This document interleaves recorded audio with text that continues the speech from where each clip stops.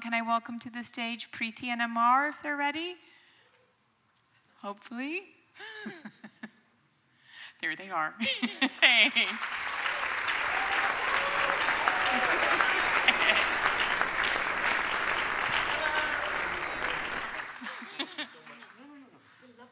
Wherever. Do I smell? All right. Okay. All right. So I think the very first time I met you, I saw part of what we're going to see tonight, right? And that was 7, 8 years ago. Is that right? We're that old? Yes. Yes. Yes. We're all getting older, Flies Preeti. by. Try as we might to avoid the topic, but yes. And so at that point, I think the two of you were it was quite early in your collaboration together, and you were just beginning to explore your practice as a Bharatanatyam dancer, and Amar, you were still with New York City Ballet, and you still are a beautiful ballet dancer, and the two of you were sort of finding a shared connective thread between your two disciplines, but also the fact that you both share Indian heritage. And you're still on the journey together, right? So can you tell us a little bit about kind of how it began, and then sort of how it's been progressing? Wow, everybody has a long evening? The short version. Well, the short version of it is that I received a fellowship from the Center for Ballet and the Arts. And I wanted to work as a Bharatanatyam dancer and as a contemporary choreographer. I wanted to work on a male body and a male ballet body. And I had seen Amar a few years ago. And when I saw him, and most people who've seen him, he's a very arresting performer, but I wasn't interested in that. I was actually interested in what he wasn't sharing. There was something, a narrative inside him that caught my choreographic attention. So I really wanted to work with him, to set work on him. But when we met, when we got into the studio, we started working with each other, sharing both classical forms, and instantly we knew it wasn't a solo, that it's going to be a duet. Absolutely, and it was really a great discovery as well to understand different forms and where they come together. I think the major, two of the major revelations I had was Preeti would ask me, how do you say dance in ballet? And I would go, and how do you say stars? And I was like, I don't think we can say stars in ballet. So I made one up, something, and it wound up coming there. But those gestures and the way that the words are described in dance are so specific in her profession, in her art form, that I was so infatuated. I learned so many beautiful phrases to say things without saying them, and eyes, and all these things. And another thing I have to say is, I asked her, I said, so show me dance partnering moves. Like, what do you do? And she goes, oh, we just hold hands. I was like, oh, really? That's it? We don't even hold hands. We're like that. Yeah, she's like that. And I said, ballet is so focused on presenting our ballerina and lifting her up and putting her down. So that was a real kind of And it was lots of fun to begin with. Lots of fun, lots of laughs. We're like two children in a playpen, and just having a real blast. And then that led to more curiosity and discovery, and led to more understanding of symbols and gestures. The gesture of flower kept coming up. You will see the gesture tonight. Flower, eyes looking at you. Tears. How they could we say crying in ballet? Clouds. Tears, clouds. Yeah, you'll see these kind of gestures coming in. We're just saying that so you know what you're looking at tonight. Yeah. We'll quiz you. It's excerpts, so we want to. But then it became like, so our friendship grew that way too. So we went from like, hey, we're having fun, and then we got like, what does this mean, and what that means, and over the years, as you've mentioned, Linda, we've gotten to know each other over the years. So and you traveled to India together. Yes. Yes. So tell us, because I think that was really that centered a lot of what kind of came afterwards, right? In terms of the progression of this piece. Absolutely. It actually came from a dark moment. When I was fired from the New York City Ballet, Me Too allegations, and it was a dark period in my life, and you lose your identity when your livelihood and your purpose is taken away. But the irony of that situation was, I was trying to defend my innocence against a woman movement, but it was women who were the first to give me a job, to hire me after 4 months of no work. And I thank Preeti as being one of the first artistic director women for giving me my job back, you know, giving me purpose, giving me life. And now we have the time to have reflection and really get all of these hard feelings and hard things that you go through out through dance. Because sometimes that's the easiest form, because that's what we know. And luckily, she gave me strength, she gave me courage, support, and luckily I've won everything, and I'm grateful. And I think, Preeti, if I'm correct, like something that the two of you experienced. So you grew up in India. Yes. And Amar, you had never been to India. Never. I mean. No. And you said to me, and Amar, you can tell me if she's telling me the truth, but Preeti said that when the two of you went, Preeti felt disconnected from the culture, and you immediately felt this familiarity and like, oh, I'm home. Absolutely. I mean, crazy. I showed up in Calcutta and I was like, hey guys, this is my cousin. I was like, hey, what's up, man? They had the same personality as my whole family, you know, my father's side. So yeah, it was felt like home. Yeah, it was very interesting because we decided to put, especially after the allegations, you know, one of the core reasons that also we wanted to get in was that, you know, art is about telling the story in full. And it is there beyond just entertainment, and it is there for different levels of narrative. So we wanted to go deep into it and be very honest. Our journey so far has been all built on honesty. And that honesty allowed us to be vulnerable. And that vulnerability, when it took us to India, opened up very different experiences and definitive moments for us. And we're going to share 2 moments with you today. And one, do you want to talk about yours, Absolutely. Amar? Well, actually, The Sufi piece, yes. Yeah. Well, the first Consent No, actually, that piece stemmed from our moments, and we just got in the studio and just let everything out. And so you'll see that piece tonight too to explain what we went through at that time.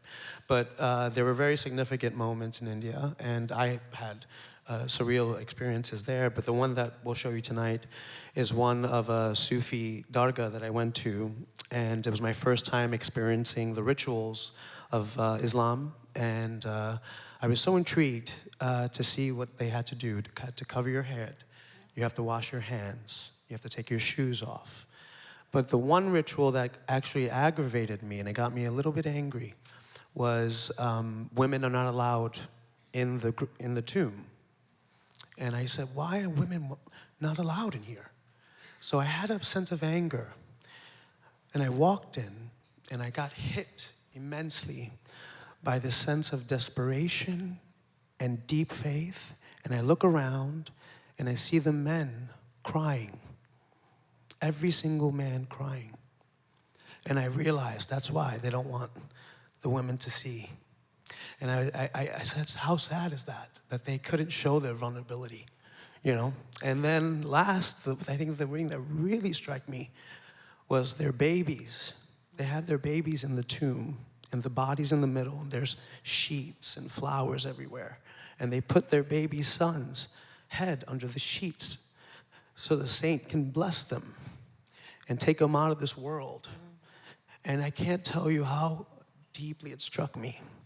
And I got in a car with her after. I just broke down in tears. I just said, I can't believe that these people have nothing. My problems in the world are this big. And so with that, you know, inspired this piece. And yeah, so hopefully you can see that. Yeah.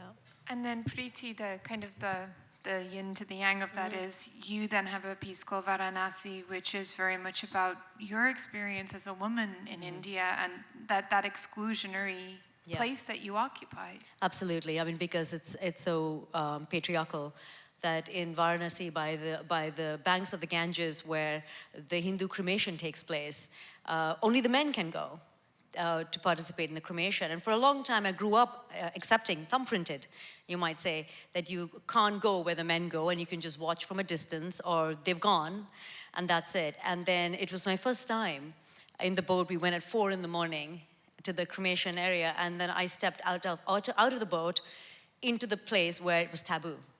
And it was just, it was timeless because there were many mixed feelings.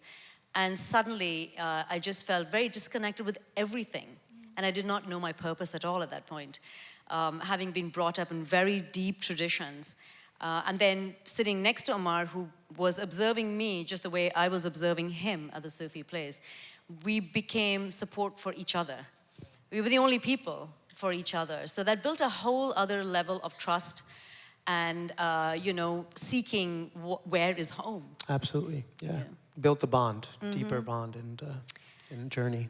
So Indian Letters really is about, this journey that two strangers who've met and have allowed each other to be there for each other through the journey of life. And so what you're going to see is the excerpts, and we're hoping, we'll be able to premiere it soon.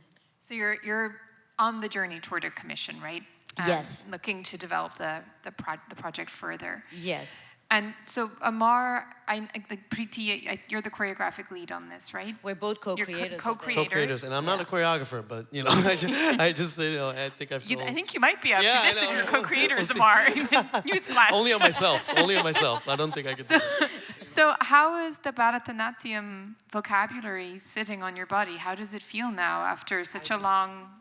I love it. I found because it's such deep into the ground and things like that and expressive. I already took a good liking to it, so it fits pretty well. But it's great because we blend everything together at once. So it really is dance being the language. So it's not necessarily our forms. At first they take shape that way, but they represent what we are. But I think it's a great blend of our dance. And it might make sense to say that tonight you're going to see some film footage. And it's the idea of this entire project is that it's meant to be more immersive, like you're sitting in with us. So I just want you to take a little leap of imagination, thinking that you have the film and everything around you.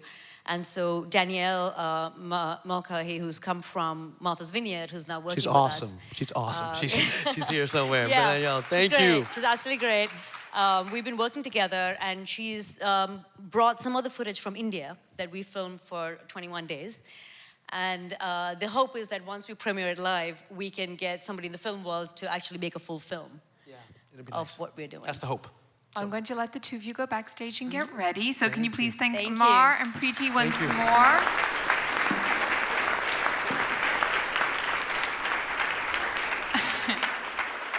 And so their performance will conclude tonight's performance. But before we go, I just want to say thank you to Alberto, our wonderful ASL interpreter.